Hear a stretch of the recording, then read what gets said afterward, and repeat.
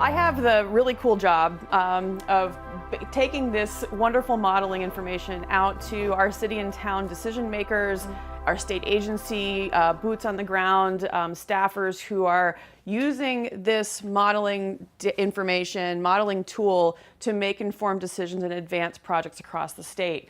Before I get going though, I want to make sure that I represent a big team. And we are fortunate to work across the university with the Ocean Engineering Department under the direction of Dr. Malcolm Spaulding, with the Environmental Data Center at the University of Rhode Island. We work mostly with Chris Damon, who works with Pete very closely. He is our GIS guru. I am the user interface and user person. So I get to bring this out to different audiences and talk about the planning implications of the mapping tools for coastal resilience.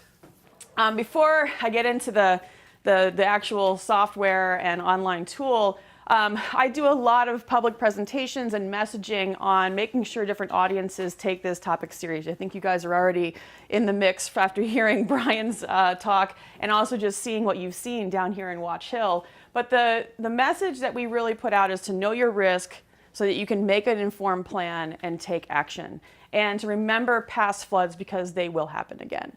This photo is in Bristol, just south of Bristol downtown, on that March 3rd nor'easter that we had last year. They've put up some signage on roads that flood. A lot of this flood water is coming up through storm drains. So we're seeing that across the landscape in our coastal communities in Rhode Island. At the state level, I just want to go through a few state initiatives so you guys have some context in terms of what the state is doing to support city and towns and neighborhoods that are looking to evaluate risk profile and can start to form some resiliency strategies. We do have a State of Rhode Island climatechange.ri.gov.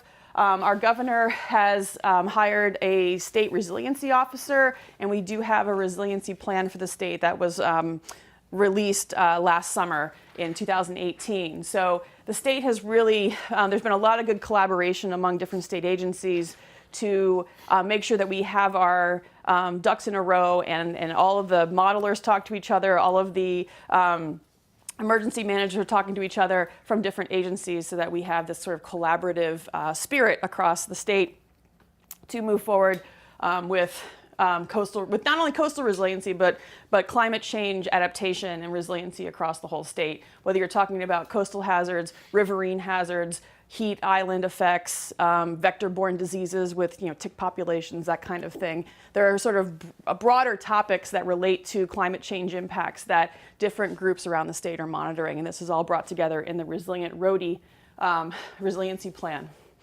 The state has also been a leader in the country on requiring our planning board members to be educated in all things sea level rise and climate change every 2 years. So this passed last year, legislation to require planning board members have 2 hours of training every 2 years.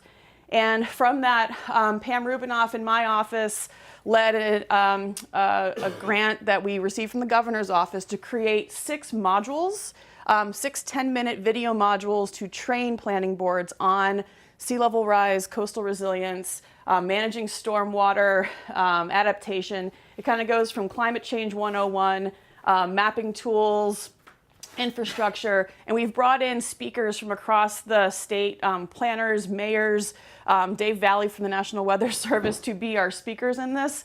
So it's provided an hour of that 2-hour requirement for planning boards, and it's available to anybody. So on the sheet that I handed out, the PREP, or it's Providing Resilient Education for Planning in Rhode Island, this website is at the bottom, so you can go and over your morning coffee, enjoy a 10-minute video module, and you can print out a certificate at the end of it, whether you're a planning board member or not. This is available to everybody to give you sort of the basics of what the state is doing and what we need you to know as local decision makers for moving forward with adaptation.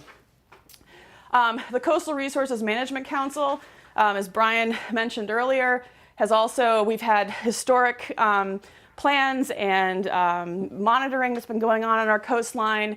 And this is all culminated in the last 5 years. Well, last year we released and got adopted the Shoreline Change Special Area Management Plan, or Beach SAMP.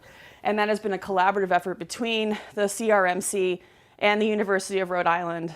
So we've brought together a bunch of researchers to partner with CRMC to produce this plan that I'll talk about in a minute. But I just want to pause here because you're going to see this in a minute. This is a marsh in Barrington at low tide and in the same marsh at high tide. And we've been able to bring the sea level stick, which I'll explain in a minute, out to the rack line at the top of high tide around the state. And actually we've taken it to Maine and some other states as well, to just help people visualize what the sea level will look like in the future. So I'll come back to that, but Sea Level Stick has been on tour.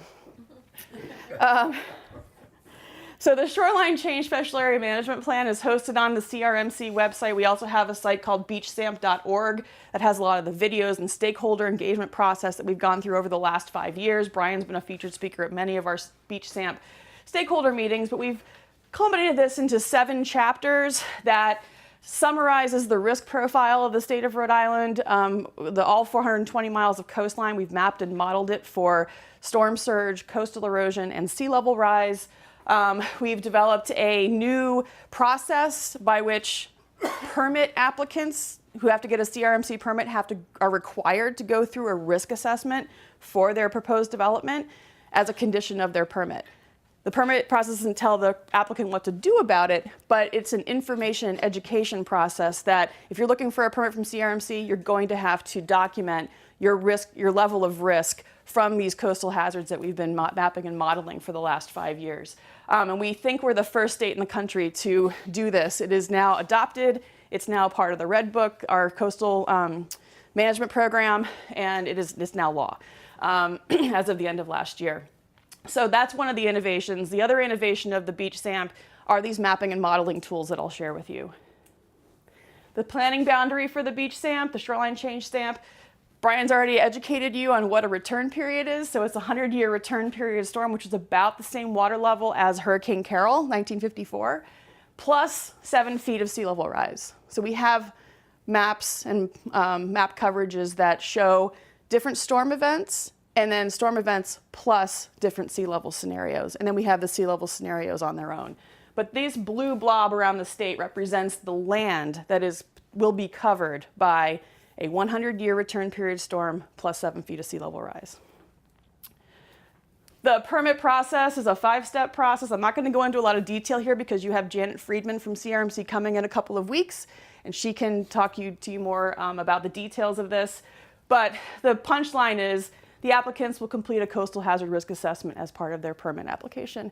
And just a reminder, the CRMC jurisdiction of those folks that have to go through a CRMC permit process is 200 feet inland from the coastal feature. So as you might guess, there's a lot more land covered in this map than just that first 200 feet in. So we've also been working with municipalities and municipal governments to share the CRMC permit process as a best practice that individual cities and towns might adopt to educate people who are within that flood envelope looking to develop something within a current risk area and a possible future risk area.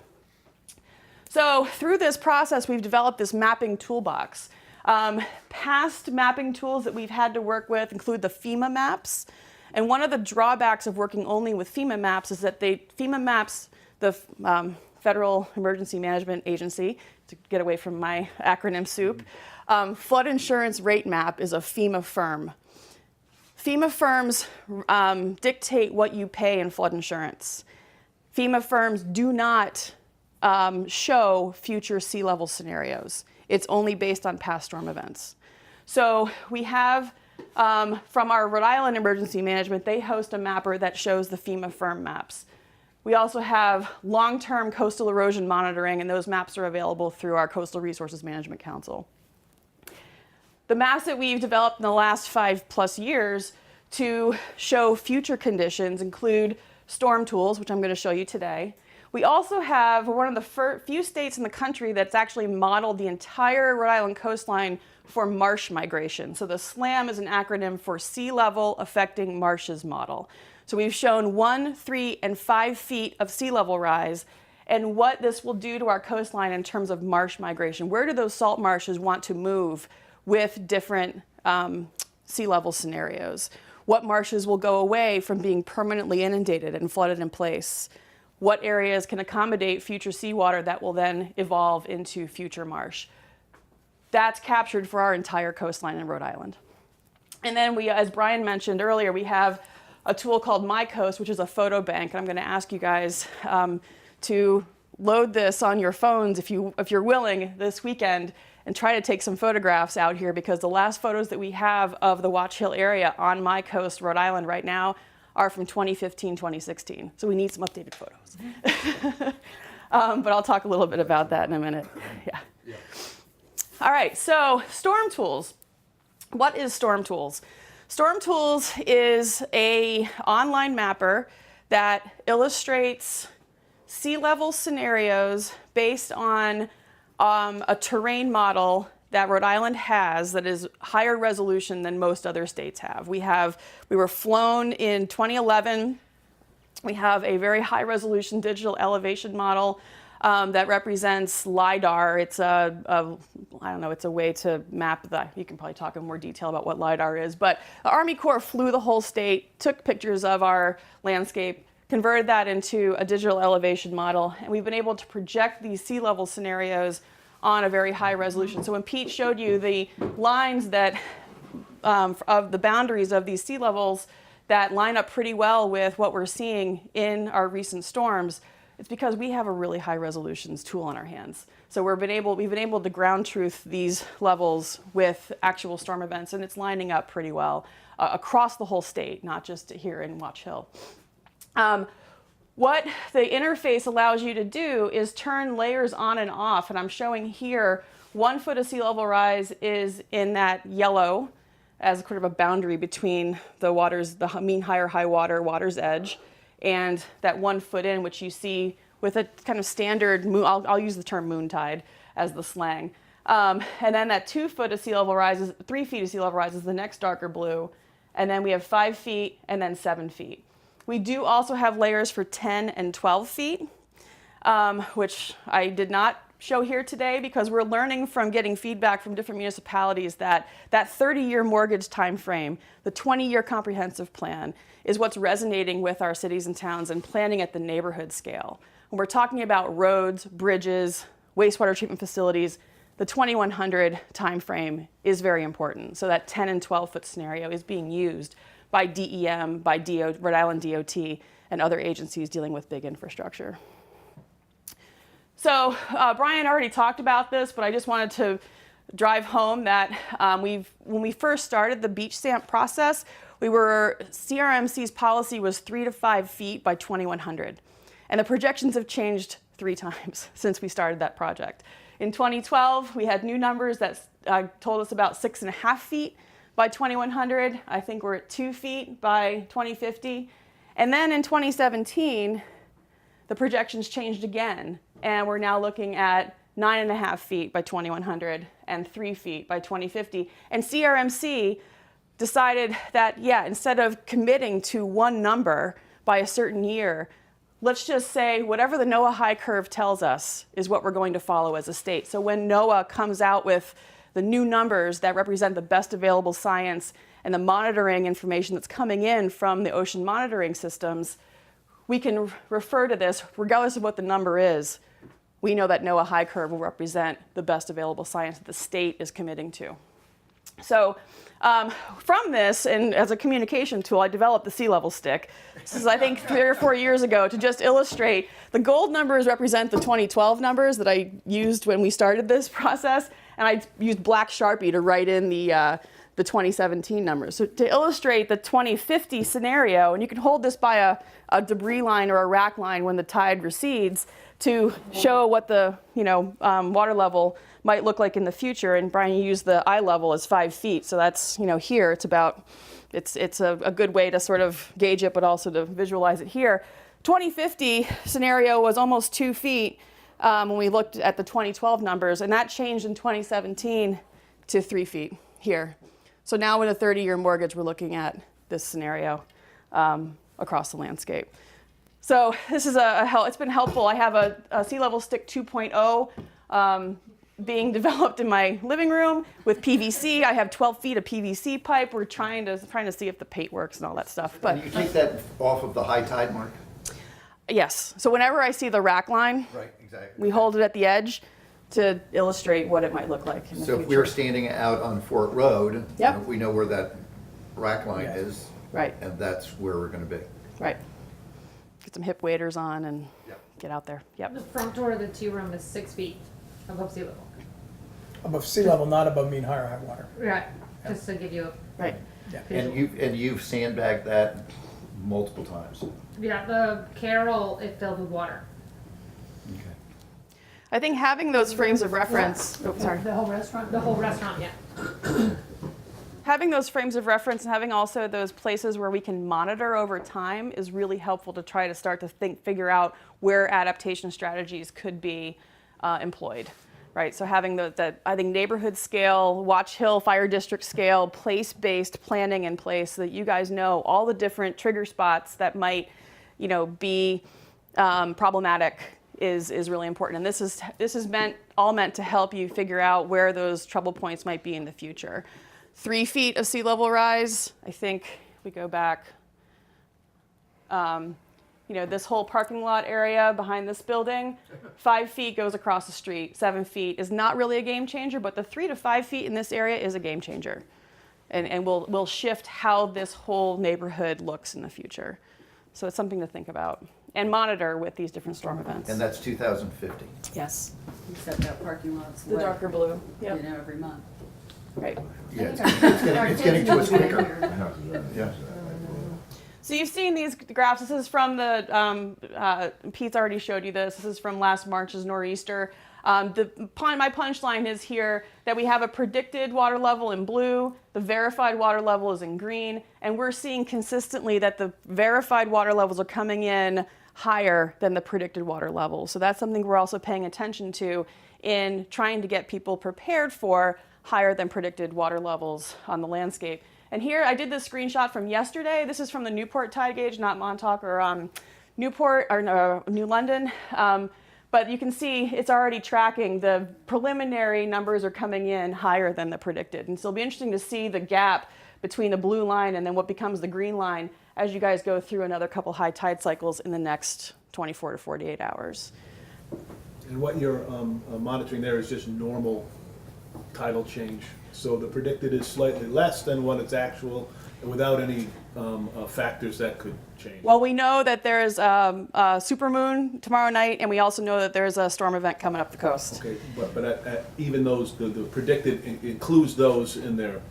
Yes. Okay, so- Not the storm event, Not the storm event. but we're not there yet. tidal cycle, right. Right. Okay. So the interface from STORMTOOLS, I'm just going to say we are constantly trying to process, improve the interface for STORMTOOLS. The modelers did an amazing job at pulling it all data together. The GIS mapping wizards did that great job in getting the data out. And now we're trying to test run it with different audiences across the state to make sure this is as user-friendly as possible. We're not there yet. So any suggestions that you guys have, we will take them and incorporate them into our ongoing user interface process improvement.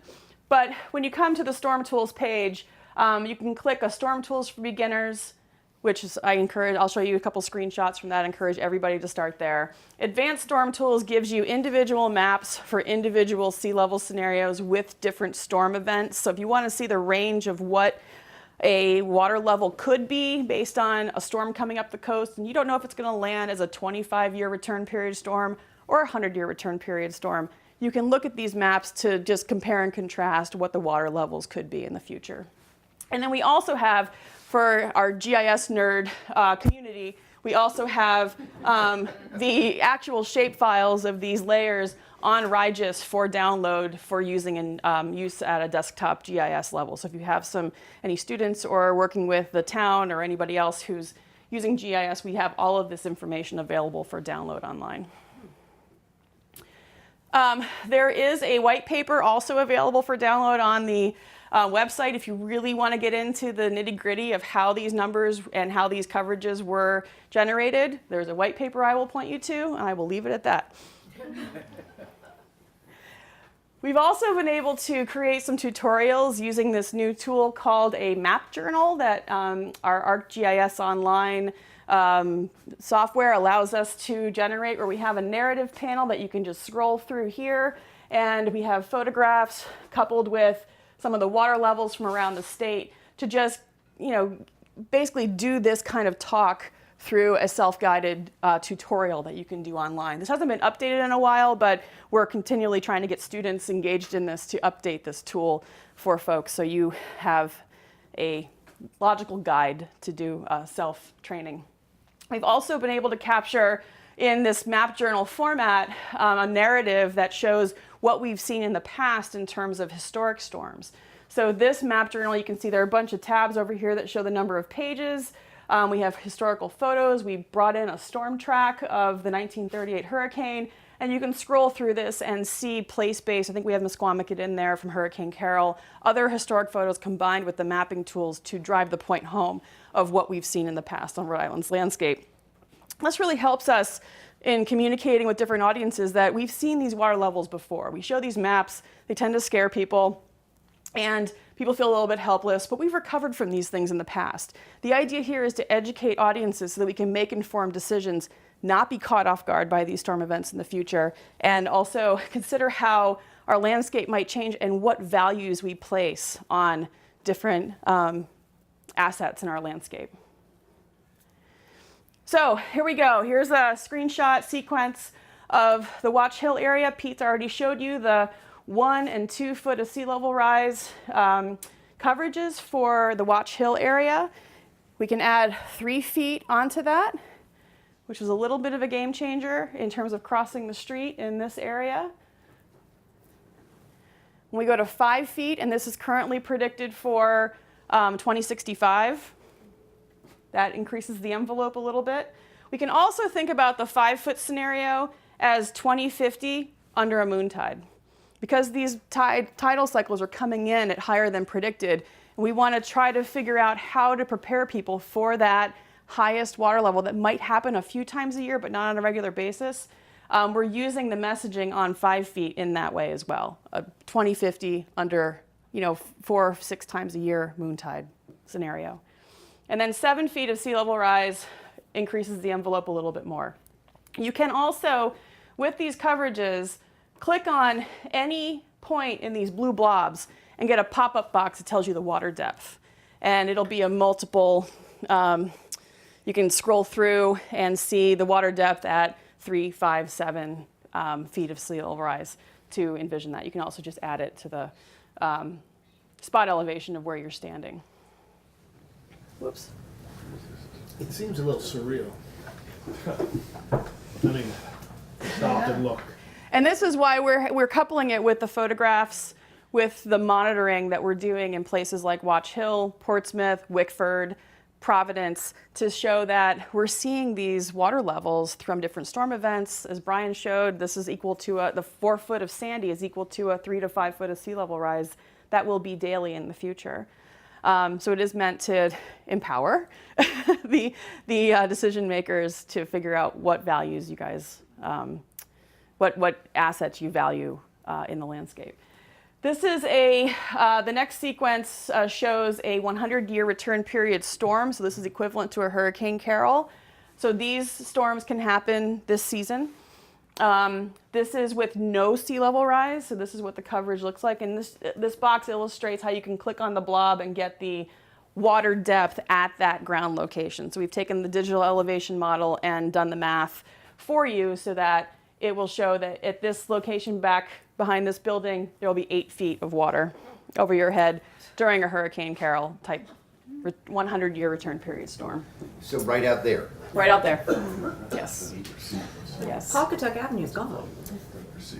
Under a storm event, dynamic, episodic, the water will come and go. Can you zoom in on that? It will be. I can do a live drive after I finish the slide deck, but yes, Yeah, we that can would be certainly good. do that. That'd be great. Yeah, George is like, Yeah. quitting already. They've left the lighthouse off, we're good. I don't know. Yeah. We're good. I want to see what's happening out there. I want to see what's happening. Yeah, no, we're good. It's interesting that you bring that up because we have heard some feedback from Ida Lewis, for example. There are some landscape locations in the water that are not showing up on STORMTOOLS, and that's sort of a case by case. So if you see those that are not on here and you want to know what the scenarios are, we can go back to the modelers and ask about that. But Ida Lewis has been go ahead, Brian. Just to remind back to some point that was made a minute ago, that this is essentially Hurricane Carol plus or minus some numbers. Right. That when you talk about water being in tea room during Carol, I mean, there are ways of validating this, right? You look at historical photographs, and Lutheran had a famous one that I can't find, but it's a Studebaker buried in washover sand on Bay Street from Hurricane Carol, right? So that is and somebody probably has a copy of it, but that replicates Janet. essentially this right here. And Janet probably has it, you're right. Yeah. So, yeah, we have seen these before, to Teresa's point. But Right. Brian, this is no waves. No waves, no, of course not. No waves. So waves are on Right. top of this. Yes, That's right. this is the bathtub. That's exactly right. Yep. So, You see the Yes. waves on this side. I mean, is there any? I mean, we've always known this, but is there anything you can do? Obviously, I'm not talking about for storms like this. Is there anything that you can do in regards to like building a new wall, like a new seawall, like in order to? I mean, obviously, it's never going to protect from that. It's a great question for Janet Friedman Yeah, when she's here in 2 weeks. That's the topic in 2 weeks. That's exactly what we Yes. want to Got discuss. We want to tee you all up to hammer Janet with those questions. But in terms of a Sleepless nights before that. yeah, well, in terms of a business resilience, maybe in the third meeting, Great restaurant for sale. in terms of adaptation strategies to consider, we have heard from like Bart Dunbar over at Bowen's Wharf in Newport that they've changed out a lot of their flooring in the businesses to accommodate the water, so that they are lower mold and mildew. They're more mold and mildew resistant, and they can clean it all out and get the inventory back in. They are moving inventory up to higher floors, getting it on a truck and getting it out of town when a storm's coming up. So those are examples of adaptation strategies that what we call it accommodation. You're accommodating the seawater, knowing it's going to come in, but you're protecting your assets in a more managerial, programmatic way, with having some infrastructure like a mold mildew resistant floor that will be more resilient. We did that for this building, with the expectation that we were gonna have issues like this. Right. Well, Yeah. the building is the least of it. It's the septic system. Oh, Oh, that's a whole other conversation. That's a whole other- You know what I mean? The building you can replace. Yeah. Right. That's no septic system, no. And that's No. exactly the question I was thinking about when they were talking Yes. about CRMC and asking Right. owners to go through this. Well, Right. CRMC is telling us to build this infrastructure that includes the land. Well, Right. my parents have put 2 in. We're already on our second septic system Right. because we have to upgrade. So it's been 30 years and 2. Just planning ahead.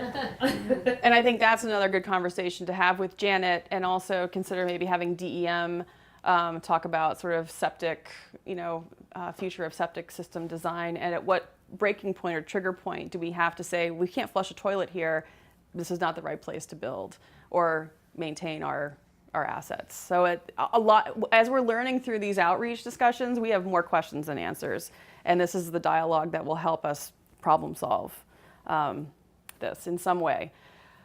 To go on with the other mapping, just coming back to the 2 tides a day, every day, no storm event. This is our 2-foot sea level scenario. If we got a storm on top of this, so this could represent our moon tide that we're going to see in the next 24 hours down here. If we got a Hurricane Carol on top of that, this is what the flood profile looks like. This is the worst slide I'm going to show you. So it's almost 10 feet of depth right out and back in the parking lot That's here. like the equivalent of what happened with 38, right? Yes, When it came in. exactly. Okay. That's right. But 38 was a higher than 100-year return period storm. It was more severe than Carol in terms of water depth across the landscape. So just a note about the interface, and I can certainly do a live drive. Pete set that up for us afterwards. Just the basics of the interface is you can enter your address here, and it will zoom right in. This is only for Rhode Island, so any Connecticut, Massachusetts folks are out of luck.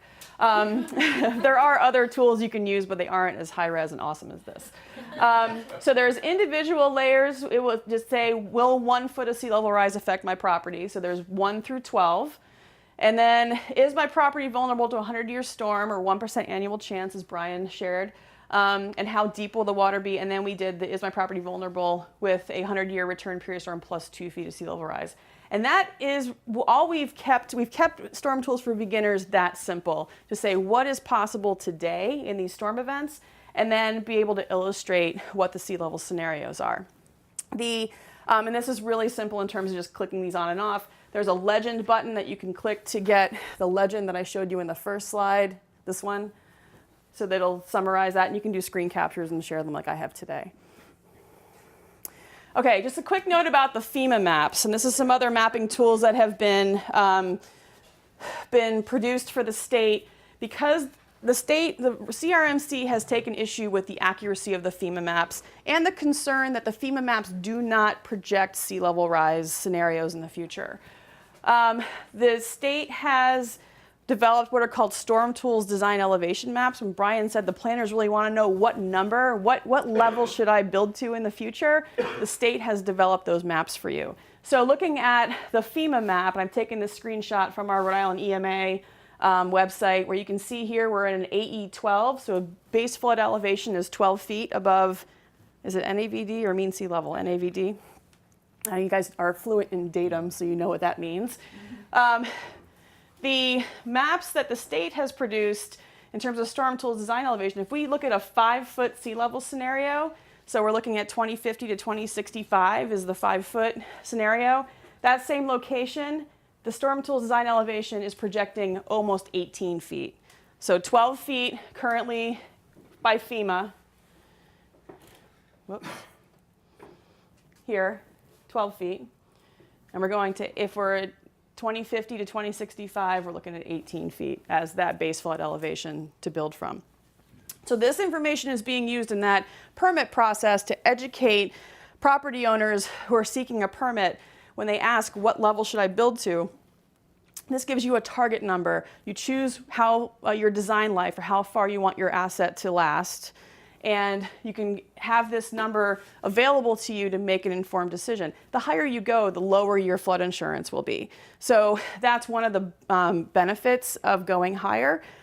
There are some, this is only just released this fall, so we're working with some towns to work through some of the concerns with building heights, freeboard, the amount of distance you have from the ground level, and how high you can go from that ground level up.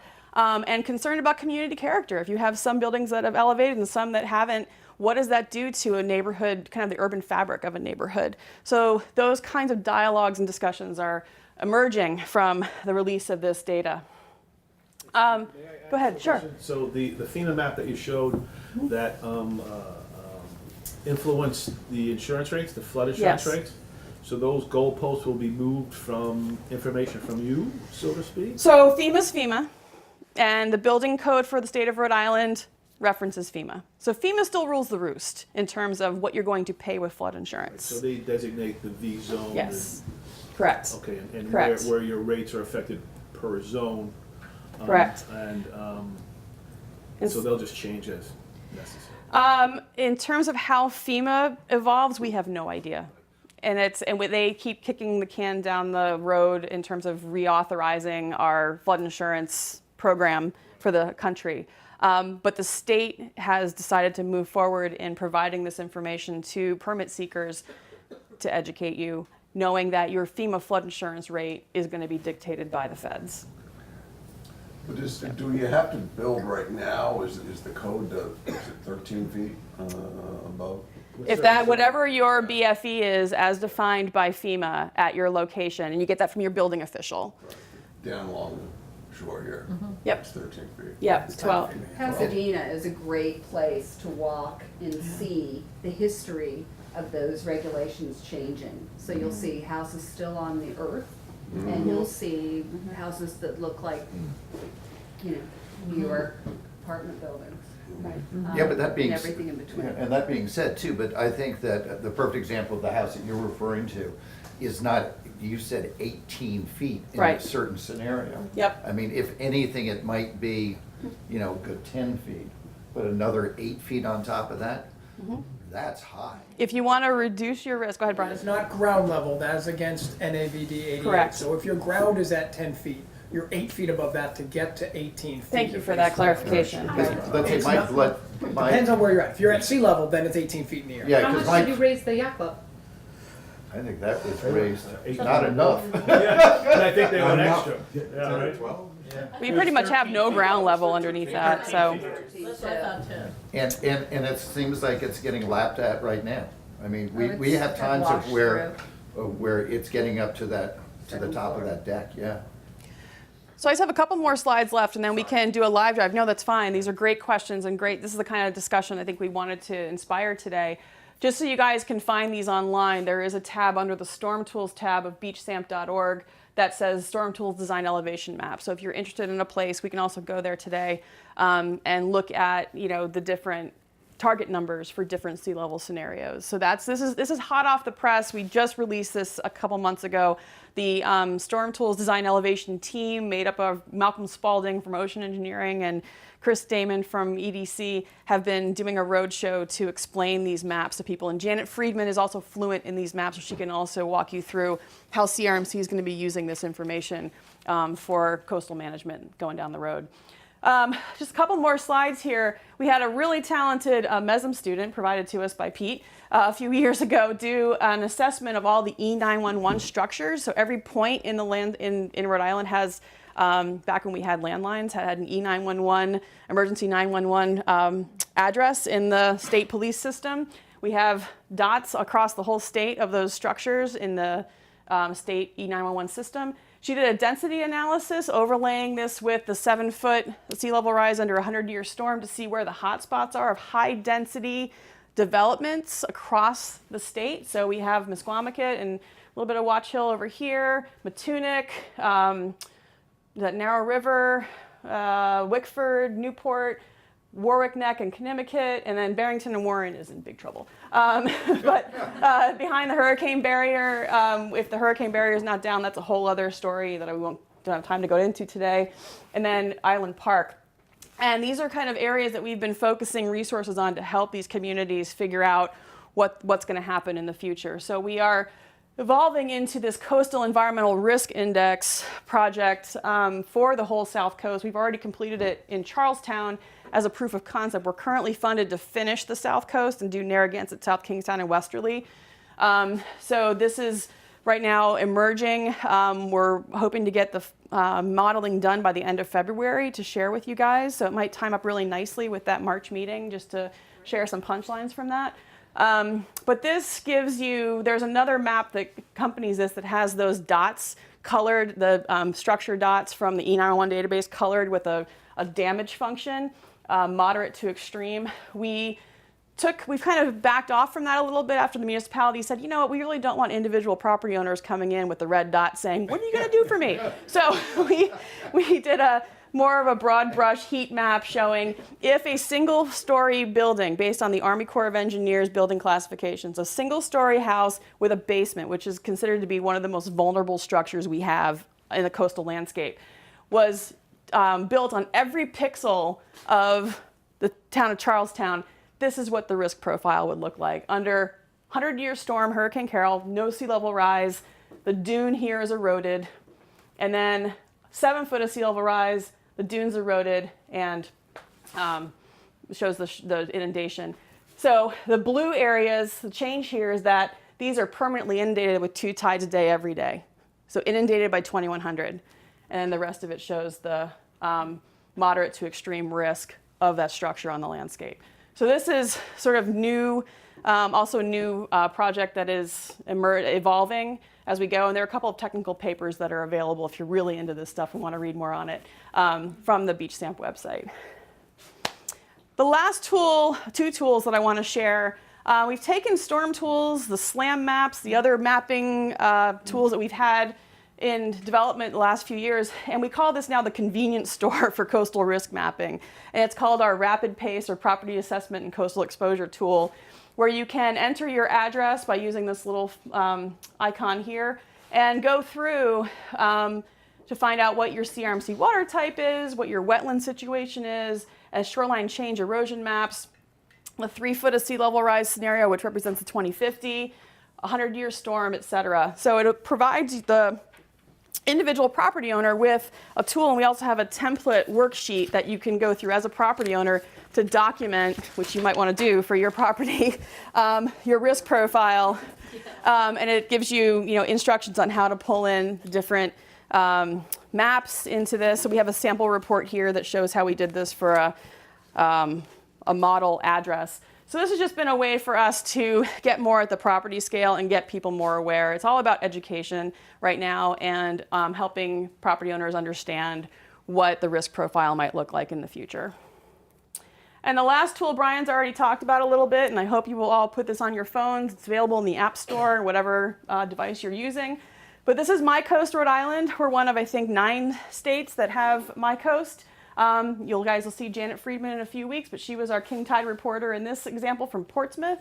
And it automatically, as Brian suggested, geolocates you where you're taking the picture, populates it with the weather. This was taken 3 minutes after high tide, so it does all that math for you, gives you the location, or you can take a bunch of pictures, go back home and upload them and then geolocate them yourself. It's really up to you. But this has been a huge benefit for us to communicate coastal risk with different audiences, to say this is real. We're really seeing this in our landscape. And it gives us an opportunity to really monitor the changes that we are seeing across the landscape.